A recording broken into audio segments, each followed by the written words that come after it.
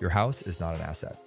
That single sentence from Robert Kiyosaki's Rich Dad, Poor Dad has made millions of people angry and millions of other people incredibly wealthy. Published in 1997, Rich Dad, Poor Dad has sold over 40 million copies and remains one of the most influential personal finance books ever written. Today, I am breaking down the core lessons that completely redefine how the rich look at money and why the middle class keeps falling behind no matter how hard they work.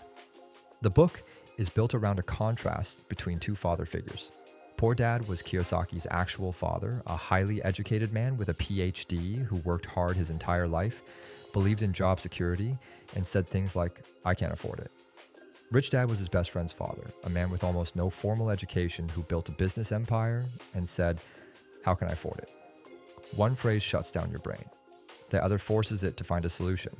One mindset keeps you trapped in the rat race. The other builds a way out. The most important lesson in the entire book is the brutal redefinition of assets and liabilities.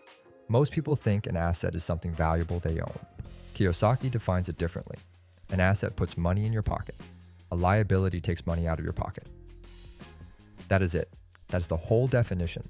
Simple. But most people have never thought about money this way. Now apply that definition to your own life. Your car takes money out every month for gas, insurance, and depreciation. It is a liability. Your primary residence takes money out every month for property taxes, maintenance, and mortgage interest. It is a liability. The middle class spends their entire lives buying liabilities that they believe are assets, and then they wonder why they never get ahead no matter how much they earn. The rich buy true assets, businesses that generate cash flow, real estate that produces rental income, and paper assets like stocks and bonds that pay dividends. These assets generate income, which the rich use to buy more assets. It is a self-sustaining wealth machine that runs whether they are working or sleeping. This creates three distinct cash flow patterns. The poor spend every dollar they earn on basic living expenses and have nothing left. The middle class earns more money, but they immediately spend it on bigger houses and nicer cars, which are liabilities. Their income goes up, their expenses go up, and their net worth stays flat. The rich use their income to buy assets. Those assets generate more income, which they use to buy more assets.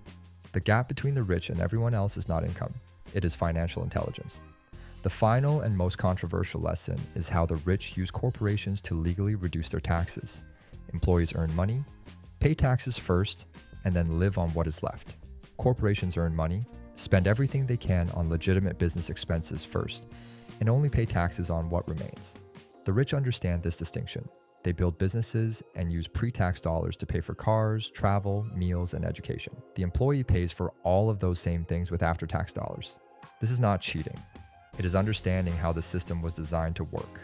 Kiyosaki is not without his critics. Many financial experts argue that his advice oversimplifies complex topics and that his specific investment strategies carry significant risk. That is a fair critique. But the core framework of the book, the distinction between assets and liabilities, the importance of financial education, and the power of building income-generating assets is sound and has genuinely changed the financial trajectory of millions of people. Take the philosophy. Apply your own judgment to the specific tactics. Kiyosaki's core message is this: the school system teaches you to be an employee. It teaches you to work for money. The rich teach their children to make money work for them. Financial education is not taught in schools, which is exactly why most people graduate, get a job, buy a house, and spend the next 40 years wondering why they never get ahead. Stop working for money. Make your money work for you. Subscribe to Money Simplified, and I will see you next time.